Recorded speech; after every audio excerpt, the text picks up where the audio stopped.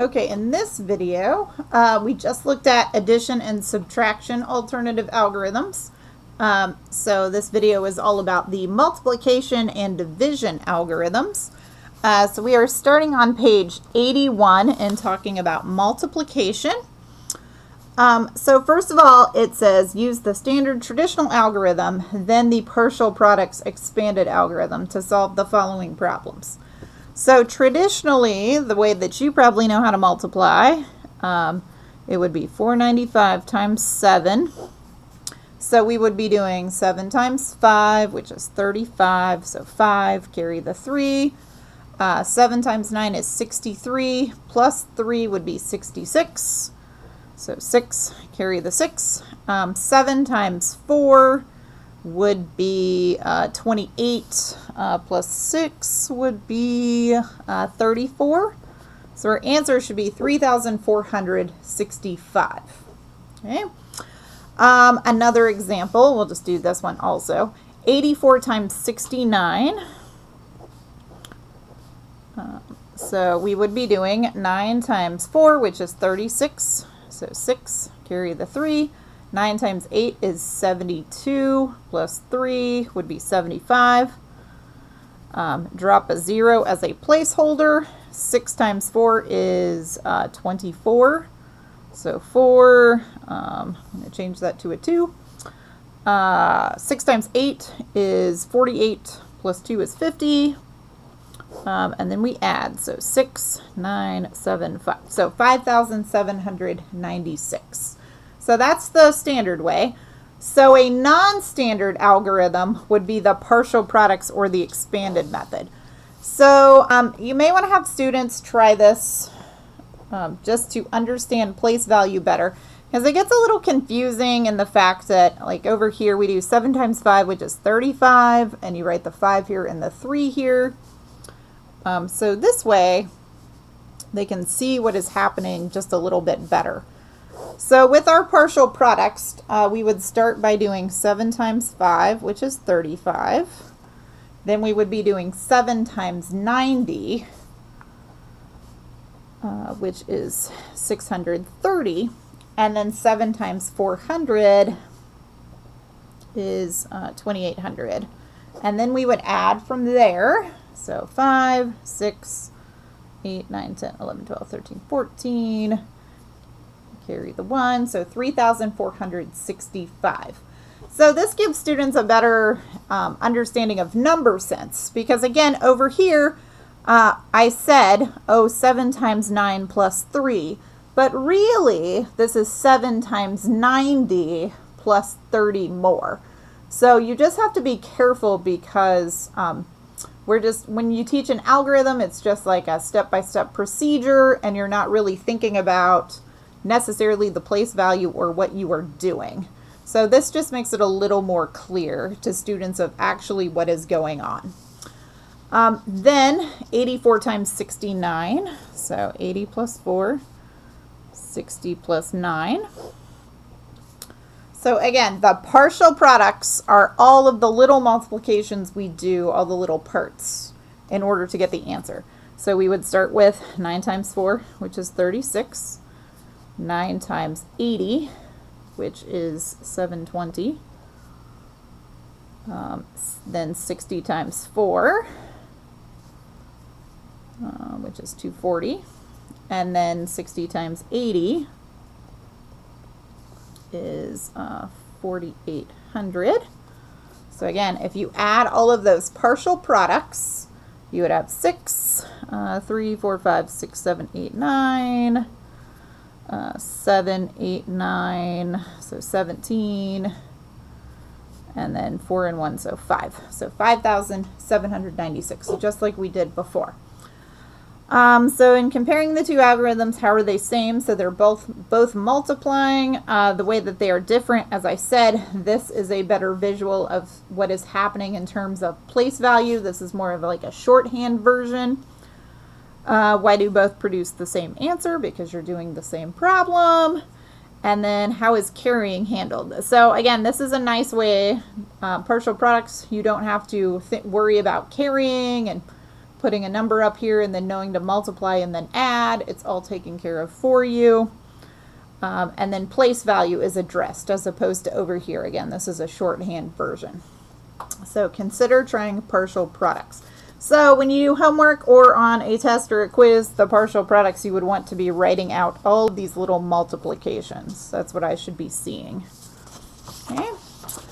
If we flip to the back, partial products or expanded algorithm to do 6 times 38.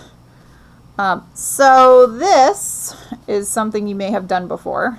I may need to get a new pen as it's, well, it's fading out a little bit.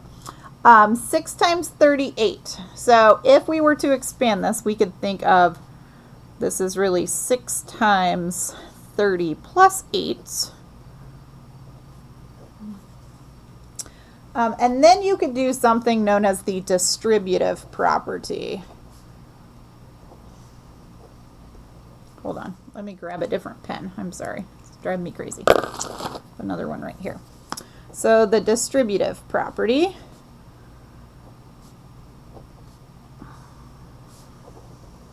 So distributive property is an example of partial products or expanded. So if we do 6 times 38, that could be thought of as 6 times 30 plus 8. So then, probably in high school, your teacher did something like drew an arrow, like so you multiply by everything in the parentheses. So you're doing 6 times 30, which is 180. And then you would be adding on the 6 times the 8, which is 48. So then 180 plus 48 adds up to, what is that? 228. So 6 times 38 should be 228. Okay, so distributive property is also a non-standard algorithm. And then this is just an example if we had a visual. So this is known as an array. So an array consists of rows and columns. So you'll see in this picture I have 6 rows of 38 snowflakes, or little asterisks on the computer. So it just says subdivide the array into pieces that correspond to the steps in the partial product. So one way we could find is just 6 times 38, or we could break this apart into 2 sections. So again, if we did, so the easier way to do this is 1, 2, 3, 4, 5, 6, 7, 8. So right here, there's 8 that way.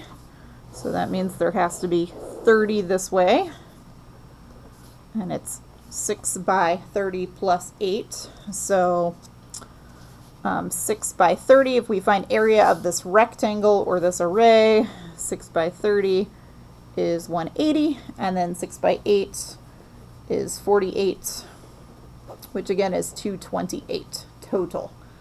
Now, this is not the only way that you could split up an array. If you wanted to, you could do, instead of 30, you could do 10 and 10 and 10 and 8. So 6 by 10, 6 by 10, 6 by 10, 6 by 8. Maybe you want to break 8 into 5 and 3. So partial products doesn't have to necessarily be place value. It could also just be whatever is convenient for a student to understand. So something they could do simply, like 10 plus 10 plus 10 plus 5 plus 3. Okay. So an array would be an example of another non-standard algorithm. If you were arranging a picture. Okay, then let's see, the next one. Again, just a review, using the standard algorithm and then the partial products. So you can pause the video if you want and try this on your own, but I'm going to keep talking. So 45 times 23, 3 times 5, 15. Carry the 1. So 12 plus 1, so 13. Drop a 0. 2 times 5 is 10. So there's the 1 again. 8, 9. So 45 by 23 is 1035. Then if we did this in a partial products way, so 40 plus 5 and 20 plus 3, we would do 3 times 5 first, which is 15. 3 times 40, which is 120. 20 times 5, which is 100. And then 20 times 40, which would be 800.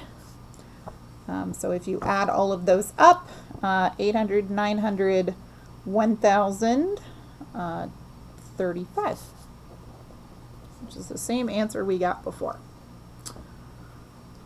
Okay, so here's another non-standard algorithm. It says use base blocks to form a rectangle that models 45 by 23. Draw a picture of your rectangle below. So if we took the base block pieces, we should be able to take the base block pieces and make a giant rectangle with them, and then find the area by doing base times height. So we need a rectangle that is 45 by 23. So I'm actually going to do the 23 this way and 45 this way since I have a little bit of room. So if I were to make a rectangle out of base block pieces, the 23, what base block pieces would I need for that? 23 would be 2 longs and 3 units. So I'm going to have a rectangle that is 2 longs and 3 units tall. And then it needs to be 45 long. So 45, what would that be in terms of base block pieces? So 4 longs and 5 units. So 1, 2, 3, 4, and then 1, 2, 3, 4, 5. Okay, so the thing that I care about is the rectangle that I can form with those dimensions. So if I extend this out like so, I have a highlighter right here. So I am focused on the rectangle that is formed right here. Okay. So these base block pieces on the side are just as reference. We don't count them in our answers. So if we were able to fill in this rectangle with base block pieces, we want to figure out how many we would have. So the best way to do this is just drop a line at the end of each base block piece. So after this long, if we drop all the way down our rectangle, and then also for the units, and then we do that in the other direction.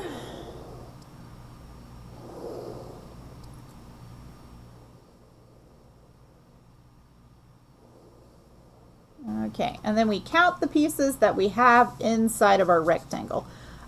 So sometimes we call this the FLU, which just stands for flats, longs, and units.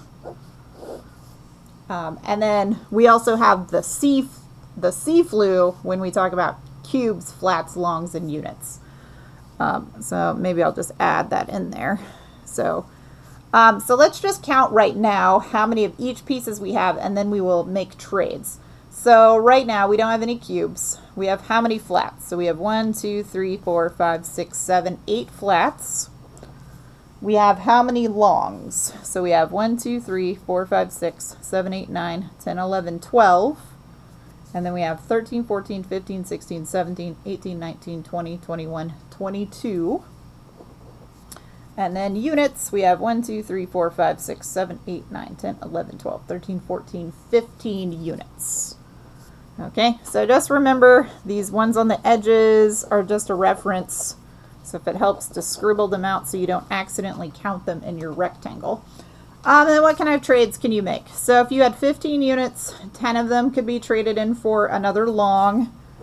So then you would be up to 23. Then 23 longs, you could take 20 of them and trade them in for 2 flats. So you'd be left with 3. 2 more flats would give you a total of 10 flats. And then with 10 flats, you could trade that in for 1 cube.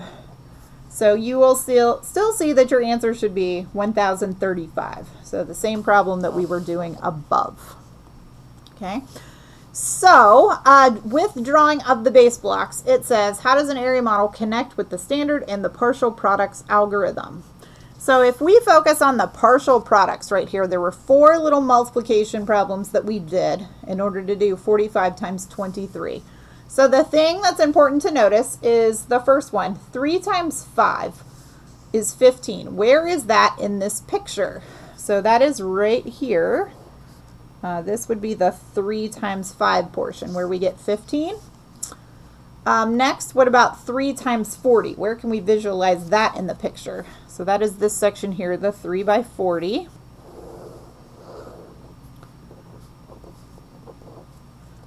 Okay, the next partial product is 20 times 5. So where is that represented?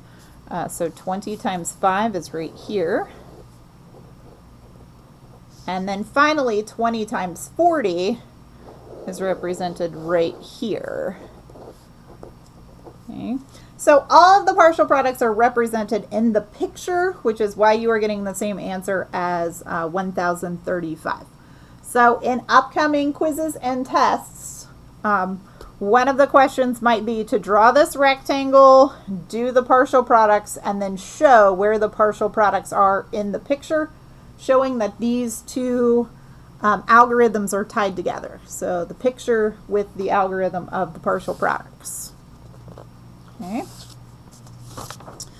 All right, so that's it for our multiplication algorithms.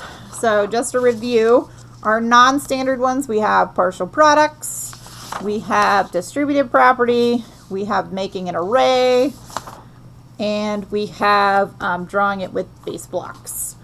So what about doing this in other bases? Oh, I'm sorry, I'm not done yet. I thought I was there. There are 4 other multiplication algorithms. I apologize. So 4 other multiplication algorithms. So I'm sorry, let me try and adjust the camera here. See this a little better. Okay, so we also have Egyptian, Russian, lattice, and Japanese. Okay, Egyptian. So Egyptian uses facts about doubling in order to do 26 by 42. If we remember what multiplication means, it's always groups times a certain size. So we would have 26 groups of size 42. So the way this works is Egyptians list out, like I said, doubling facts. So it would start with one group of 42 would be 42. So if one group of 42 is 42, 2 groups of 42 would be 84. So if 2 groups of 42 is 84, 4 groups would be 168.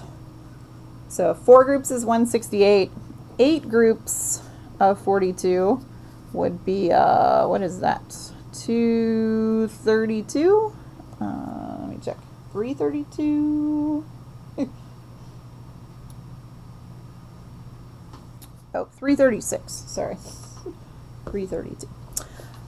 So then 16 groups of 42 would be, so double that, 672.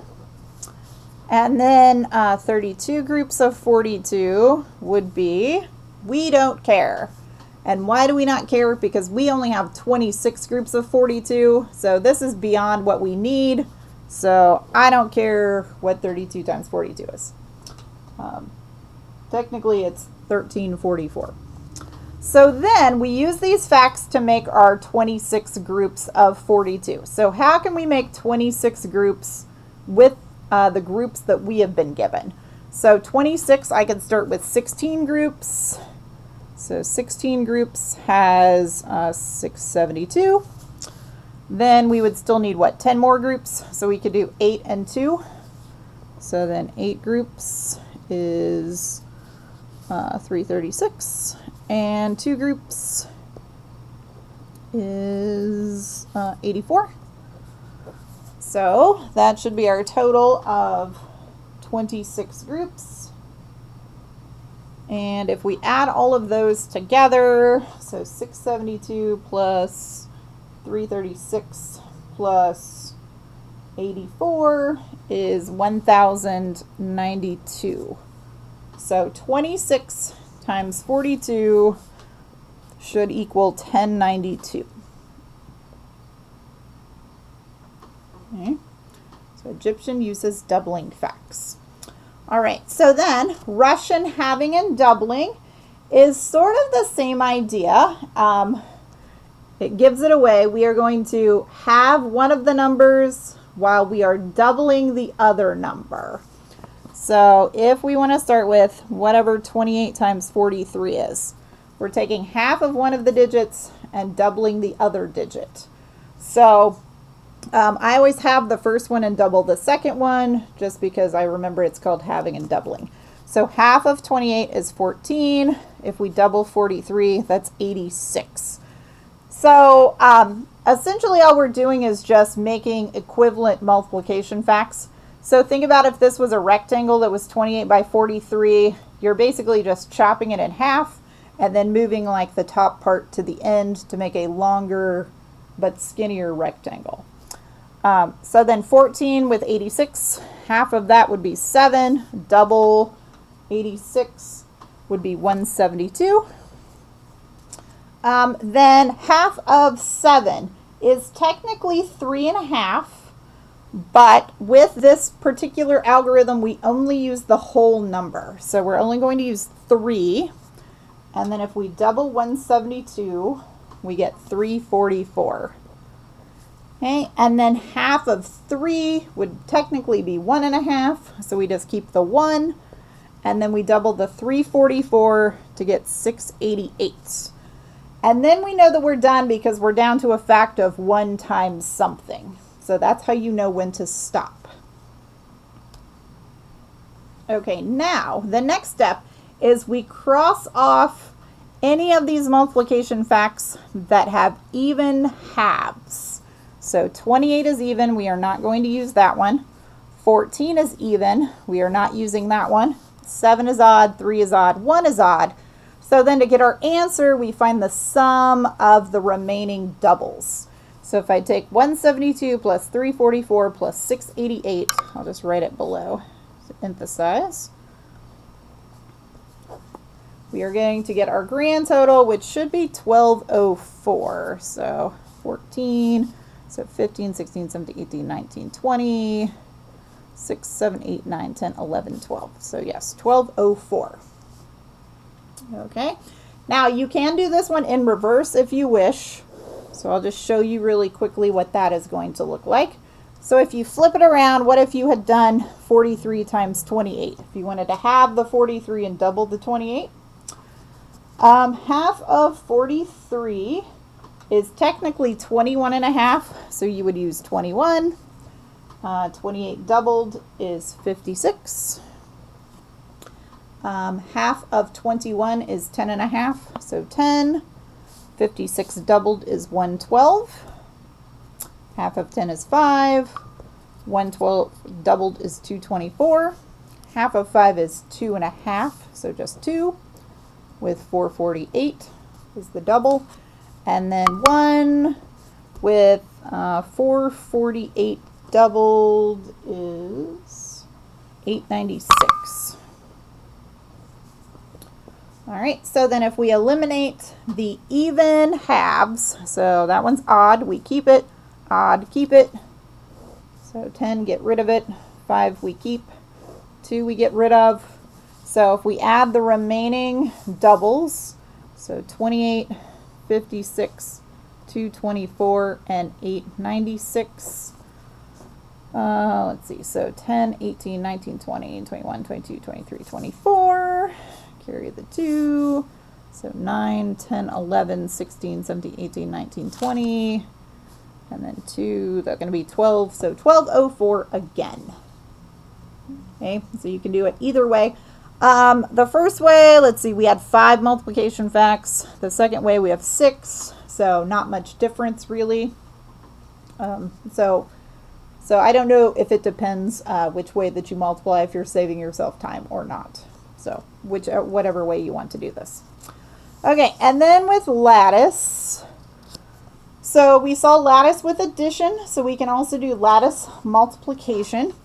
So it's a similar thing where we need an answer box for each little multiplication. So how many partial products are we going to be doing total?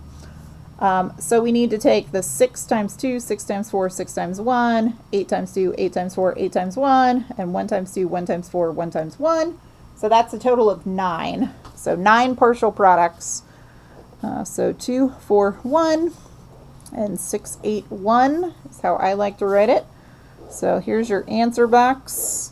And then we need 1 for each place value. Okay, so then if you remember, we do all of the little partial products. So 6 times 2 is 12, 6 times 4 is 24, 6 times 1 is 6, 8 times 2 is 16, 8 times 4 is 32, 8 times 1 is 8, 1 times 2 is 2, 1 times 4 is 4, 1 times 1 is 1. And then if you remember from our addition, if we add along the diagonal, we will get our answer. So 1, 8 plus 4 would be 12. So 2, carry 1 to the next diagonal. So 7, 8, 9, 10, 11. Carry to the next diagonal. Let's see, 10, 13, 14. Carry the 1, 2, 4, 6. And then we have 1. So 241 times 681 should be 164,121. So just checking in a calculator. So yes, 164,121 for that one. Okay, and then our final alternative algorithm is the Japanese method. And I am going to change this one a little bit to make it a little less complicated. So I'm going to change this just to 23 times 45. So the way that Japanese or Japan multiplies is by drawing lines and counting intersections. So the way I try and remember this is think about just traveling in a circle, like clockwise in a circle. So we want to start by making the number 23. So I'm going to draw 2 lines, space, and then 3 lines. And I'm kind of doing this on a diagonal. So it's 2 times 3, or 23, excuse me, by 45. So if you just keep going in a circle, so 4,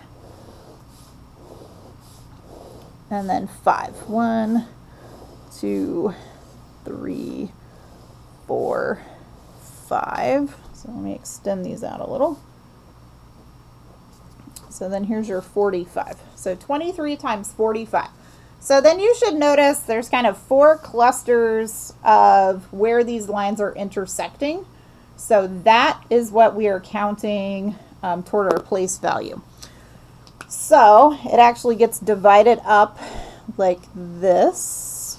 So if I draw on these like orange lines, so we have the hundreds place, the tens place, and then the ones place. So how many intersections are there in the ones in this far right intersection? So there's 1, 2, 3, 4, 5, 6, 7, 8, 9, 10, 11, 12, 13, 14, 15, which makes sense. It would be 5 times 3. So 15. So we have 5. And then we would carry a group of 10 over to the tens place. So then let's start down here. So we have 1, 2, 3, 4, 5, 6, 7, 8, 9, 10. And then 11, 12, 13, 14, 15, 16, 17, 18, 19, 20, 21, 22, plus the one we carried over, so 23. And then we're carrying 2 to the hundreds column. And then over here, how many intersections would be between 20 and 40? So 1, 2, 3, 4, 5, 6, 7, 8, plus the 2 that got carried over from the tens. So that's a grand total of 10. So that's technically 1,000. So 23 times 45 is 1,035. 1,035. So hopefully you can see why I made this problem easier. Otherwise, I'd have to have a 1, and then I'd have another 1 over here, and then you would have more dots to count or more intersections to count. Okay, so what about doing this in other bases? So some of these are more challenging than others to do in other bases. So I have just picked 3 for you to try in other bases. Okay, so let's just look at, let's try standard first because that's the one we're most familiar with. So if I were to do 3, 4, 2 in base 5 times 4, 3 in base 5, so we've never multiplied in other bases before, but we're going to try it. So, so just keep in mind what base you're working in. So 3 times 2 is technically 6. 6 in terms of base 5 would be one group of 5 with 1 left over. So 1, 1. So you'd have 1, carry the 1 to the next place. 3 times 4 would be 12, plus 1 more would be 13. So 13 is what in base 5? 13 would be 2 groups of 5 with 3 left over. So 2, 3.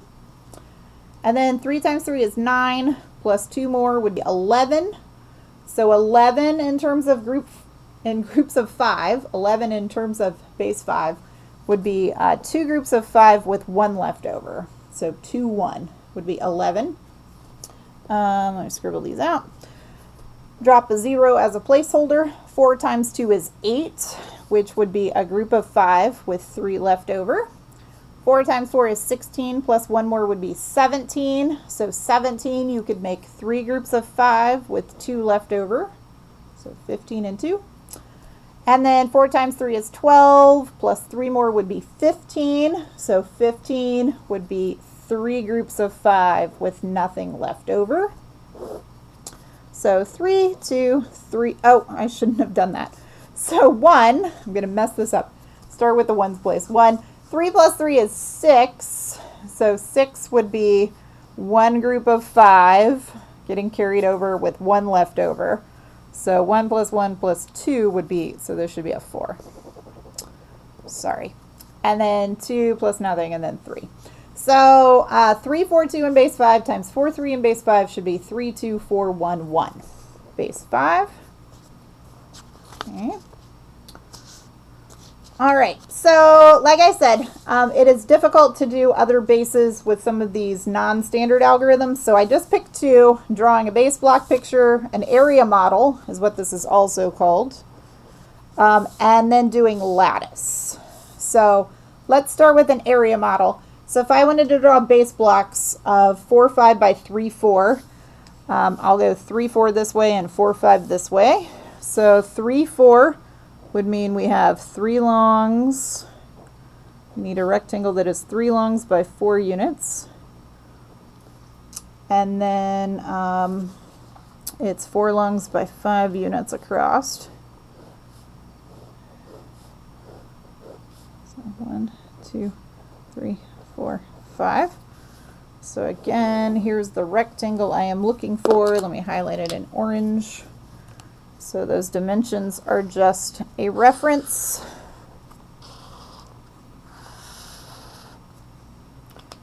Okay, so if we fill in with the pieces, so again, just trace down from the end of each of the reference pieces.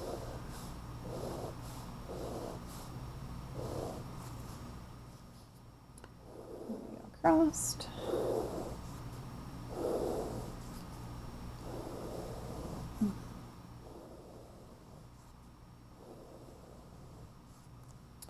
Okay, so remember, disregard the reference pieces when we're getting our answer. Okay, so again, off to the side, let's talk about the C-flue so we can get our answer. All right, so currently what do we have? How many units do we have? Units are down here. 1, 2, 3, 4, 5, 6, 7, 8, 9, 10, 11, 12, 13, 14, 15, 16, 17, 18, 19, 20 units.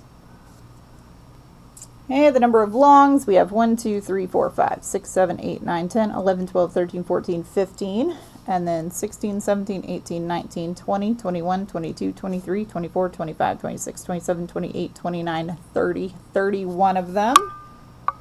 And then we have 1, 2, 3, 4, 5, 6, 7, 8, 9, 10, 11, 12 flats. All right, so our answer can't just be 1, 2, 3, 1, 2, 0 in base 7. Sorry. Because we're in base 7. So if we had 20 units in base 7, how many longs would we be able to make from that? We should be able to make 2, which would use up 14. So that would still leave us with 6 units. So now in longs, we would have a total of 33 longs. So if we had 33 longs, how many flats would you be able to make if it takes 7 of them to make a flat? So let's see. So that should be what? 4, which would be 28.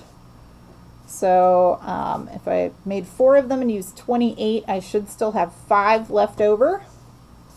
So now we're up to having 16 flats. So how many cubes would you be able to make from 16 flats? So you should be able to make 2 because that uses 14 of them. And then that brings us down to having 2 flats left. So 4, 5 base 7 times 3, 4 base 7 should be a final answer of 2, 2, 5, 6 in base 7. Okay. So it's just like base 10 except for we're trading in different amounts of pieces. Okay, and then lastly, the other one we could do in other bases would be lattice. So 1, 4, 6 in base 8 times 3, 6, 7 in base 8. So again, just remember you have to do this in base 8. That's the tricky part. Okay, so 3 times 1 is just 3. 3 times 4 is technically 12. What would 12 be in base 8? 12 would be one group of 8 with 4 left over. So 8, 9, 10, 11, 12. 3 times 6 is technically 18. So 18 would be, 2 groups of 8 would be 16 with 2 more. So 2, 2. So 16 plus 2 makes 18. 6 times 1 is 6. 6 times 4 is 24. So how many groups of 8 can you make from 24? That should be 3 with nothing left over. 6 times 6 is 36. So how many groups of 8 can you make from 36? That would be 4 groups, which would be 32. And that would leave you with 4 still left over. So 36 would be 4, 4. 7 times 1 is 7. 7 times 4 would be 28. So 28 in terms of base 8, that would be what? 3 times would be 24. So you would have 4 left over. So 3, 4. And then 7 times 6 is technically 42. So 42 in terms of base 8, you could make 5 groups of 8 and then have 2 left over. So then if we add along the diagonals, so we have 2, 5, so 9, 10, 11, 12, 13. So 13 in base 8 would be one group would get carried over, and you would have, what, 5 left over? So 8, 9, 10, 11, 12, 13. So 10, 14, 15, 16, 17. So 17 would be 2 groups of 8 with 1 left over. 10, 13, 14, 15, 16, 17 again. So 2 groups with 1 left over. 3, 4, 5, 6. And then you have a 0 up here. So our final answer should be 6, 1, 1, 5, 2 in base 8. So 6, 1, 1, 5, 2, base 8. All right, so that wraps up multiplication algorithms. So lastly, we have to talk about division. Okay, so with division, we have already talked about doing division in 2 different ways. This was on your test. So the 2 different ways would be measurement or partitive or partition. So if we were doing partition, partition is when we know the number of groups.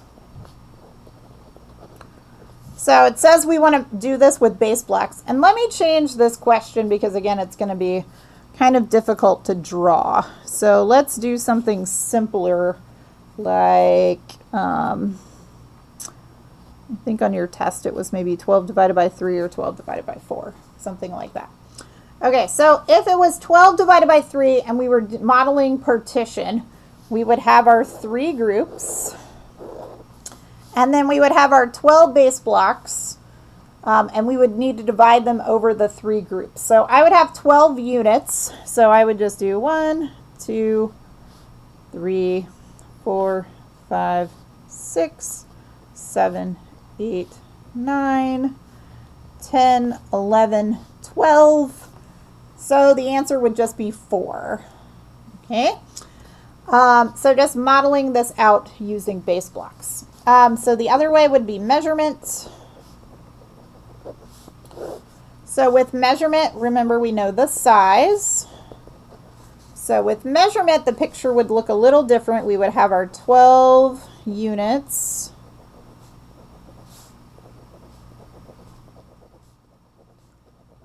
So there's our 12 little unit cubes. And then if we were doing 12 divided by 3, every 3 would go into a group. So we would put these 3 in a group, these 3 in a group, these 3 in a group, and these 3 in a group. Okay. So if we do those 3, this would be 4 groups of size 3. And back to this one, this would be 3 groups of size 4. Okay. So just a review. So again, we have done this one before. Some other algorithms that we can do. So let me flip this over really quickly. If you flip this over, so now I'm on page 90. Let's talk about the standard algorithm first. So long division. So if I were to take 408 divided by 12, what does the standard algorithm tell us? So technically first you're supposed to see how many times does 12 go into 4.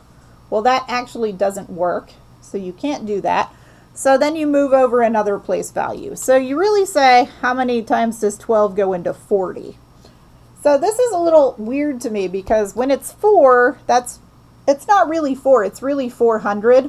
So it's strange to say that how many times does 12 go into 4, which is really 400. So 12 should go into 400 a whole lot of times, but we say, nope, it's 0. So then when we move over and say, how many times does 12 go into 40? Well, that's still 400, and now magically 12 goes into 400. So how many times does 12 go into 40? That would be 3 times. So 3 times 12 is 36. So you subtract, you get 4. And then magically your teacher just tells you this 8 just like falls to the bottom next to the 4. So why is that? So think again, this is really, you have 40 left over because you really just did 400 minus 360 to get 40. And then the 8 is joining, so you have 48. So then how many times is 12 going to 48? That's 4 times. So the answer should be 12. So 408 divided by 12 is 34. So sometimes you may see something like where you are actually writing 30 and putting 360, and then you're actually left with 48. And then they'll put the 4 up above, and you'll have 48, and then you add together. So you may see that in 2 different ways. So it's just a little weird. It doesn't make much sense, but it's just a procedure that you have memorized. So if we go back to the front side again, so page 89, some alternative algorithms. So we have 2. So scaffold method, which is also known as partial quotients. So on the back I have it listed like it's 2 totally different things, and it's actually not. So the scaffold method means you are going to find parts or find different groups of things. So it's an estimate. So if I have 2,138 and I want to make groups of size 47, so just guess, how many groups of 47 do you think could go into 2138? So you may want to start simple. So maybe it's going to be 10 groups. So 10 groups of 47 would be 470. So if you take 10 groups out, how much would you have left over? So 8, let's see, 1, so 10, so 6, 6. So you'd have 1668 left over. Okay, so maybe this time, if 10 groups is 470, maybe this time let's do 20 groups. So 470 is 10. 20 groups would be double that, so that would be 940. Or you could do 10 and 10 again, whatever works. So that would leave us with 728. Okay, so if we do another, let's say another 10 groups, if we go back 10 groups would be 470. So 7, 8, 9, 10, 11, 12, so 5. So then we're left with 258. Okay, so let me come over here since I ran out of room. So how many times does 47 go into 258? So 10 groups would be too much. So what about half of that? So 5 groups, maybe. So if 10 groups is 470, 5 groups would be 235. So then I'd be left with 23. And then we don't have enough to make 47 anymore. So then our answer is in this scaffold, this stair stepping we just did. So 2138 divided by 47 is 10. So 10, 20, 30, 45. And we have a remainder of 23. So you can just write remainder of 23. You don't have to make it a fraction of 23 divided by 47 or changing it into a decimal. Okay, so this is partial quotients. I do have another one on the back. So if you want to try this, so again, these are actually the same thing. I just wrote them like they were different. So if we want to try another one, 2696 divided by 14. So how many times could 14 go into 2696? So let's start this time maybe with 100, because 100 groups would be 1400. So 1400, so 692, so that leaves me with 1296. So maybe we can do half of that next. So 50 groups would be 700. So the idea is that you should be picking nice, easy numbers you could mentally do. That's what students should be doing. So that would be 596. Okay, so then what if we, let's say, do half of that? So 25 groups. If 50 is 700, half would be 350. Then that would leave us with 246. So let's move over here. 246 divided by 14. Let's see, we can do 10 groups. That would be 140. So we'd have 106 left over. We could do 5 groups from there. 5 groups would be 70. So that leaves me with 36. So then what, we can make 2, I believe. That would be 28. So that would leave me with 8 left over. Okay, so 2696 divided by 14 would be, how many groups did we make? So 100, 150, so 175, 185, 190, 192, with a remainder of 8. So you can check that in your calculator if you want. So 192.57, so that's about half.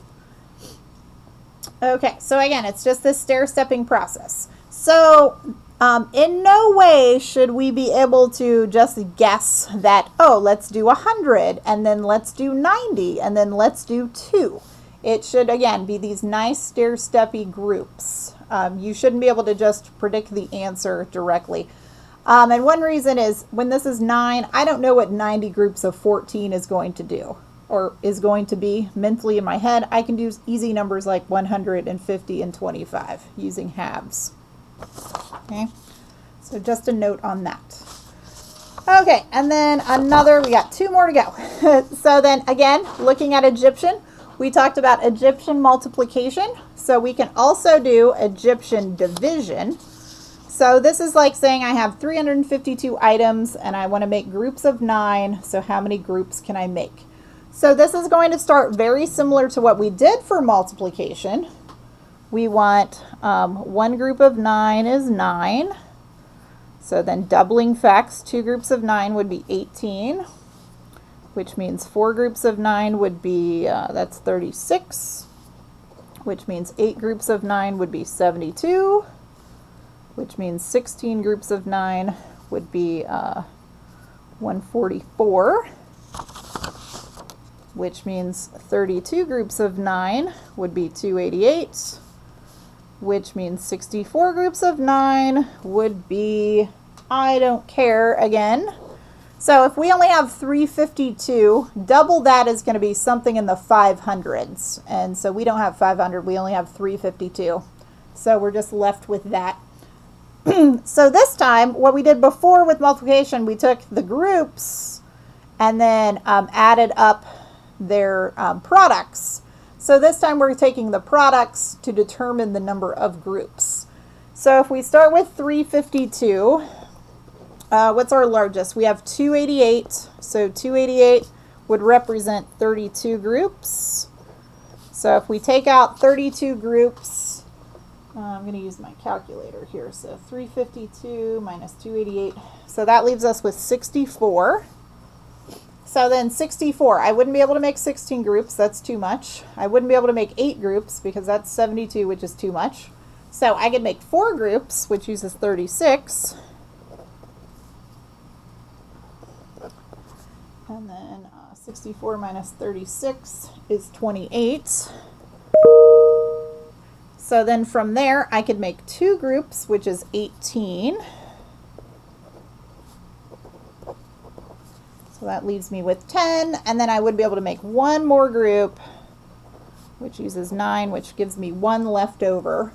So 352 divided by 9 is, how many groups did I just make? So 32 plus 4, so 36, 37, 38, 39 groups, and then we add 1 left over. So 39 remainder 1.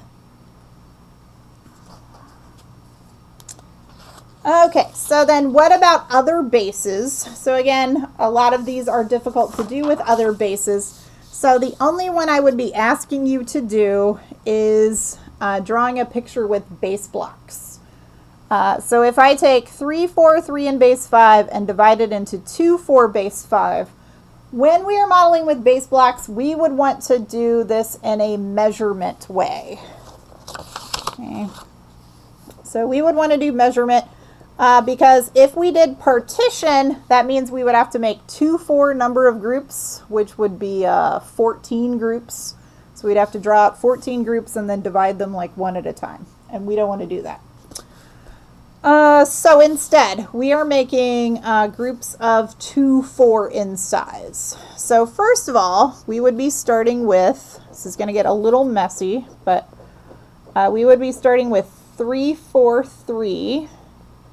And we would want to make groups of size 2, 4. So first of all, I'm not even going to need flats. I'm going to need a bunch of longs. So let's start by changing each flat into 5 longs apiece. So we would have 1, 2, 3, 4, 5. 1, 2, 3, 4, 5. 1, 2, 3, 4, 5. All right, and then we also need a bunch of units because we're going to be needing 4 units for every group. So let's just take maybe these 4 and convert those into units to see what they do. So first long gets made into 5 units. Second long gets made into 5 units. Third long gets made into 5 units. And fourth long gets made into 5 units. And then if we need to make any other trades, we totally can. So what I'm going to do is draw this line. So essentially I'm going to take pieces from up here and then group them down here below this line. So I would be taking, 2 longs and 4 units, and that would be my first group. Okay, so there's one group. And then I do this again, take 2 longs and 4 units, and that would be my second group. Okay. And then 2 longs and another 4 units,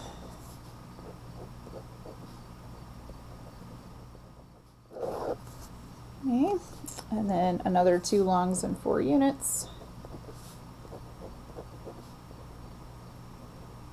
So just keep going with this. 2 longs and 4 units.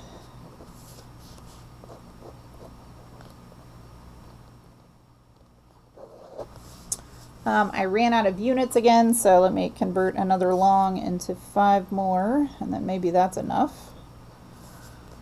So then 2 with 1, 2, 3, 4.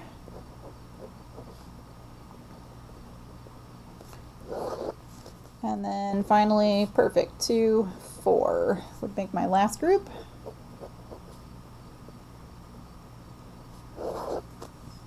Okay, so 2, 4. So our answer, how many groups did we end up making? We ended up making 7 groups. So keep in mind our answer, we're talking about base 5, so I can't just write, oh, I have 7 groups in base 5, because that wouldn't be correct. So what is 7 in base 5? That would be 1 group of 5 with 2 left over. So our answer to 3, 4, 3 in base 5 divided by 2, 4 in base 5 should be 1, 2 in base 5. Okay, so we made it. So another long video. Thanks for hanging in there. So let me talk about this week. I don't necessarily have a specific homework for you to be submitting this week. However, next week you will be taking a quiz over these algorithms that you learned in the previous 2 videos. So on page 99, you will see there is this assignment called Algorithm Extra Practice. So what I suggest you do this week is to try all of these out. So we have all of the addition ones in the videos, the subtraction ones, the multiplication ones, and then the division ones. So you should try all of these out and make sure that you can do all of these. Because next week for your quiz, I am randomly picking 10 of these, and you will actually have to do them correctly. So it's important to know all of these. So I know this is a lot. This is why this is the only focus of this week. And again, you don't have to submit any of these. They are just for you to practice and study. I will also post the answers of all of these problems worked out. So once you have tried them, then you can check your work to see if you are getting them correct. If you have any questions or problems or need to see more examples of these, please let me know. Thank you.